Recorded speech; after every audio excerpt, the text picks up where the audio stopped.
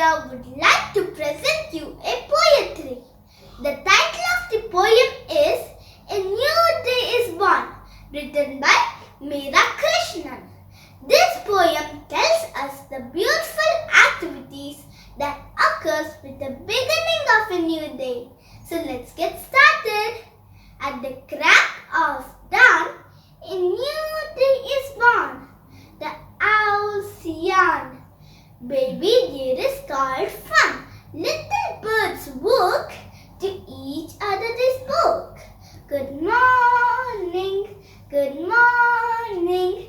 Slowly the sun started shining, spreading heat and light with all its might. The cattle move in the meadows. Squirrels play in the trees' shadows. Little calf jumps around its mother, who is bound. Farmers in the fields busy counting their yields, and lazy bones are still asleep, dreaming of bleating sheep. Thank you. Thank you for watching this video. If you like this video, please give it a like. And for more educational videos and fun, please subscribe to my channel. Bye. Have a good day.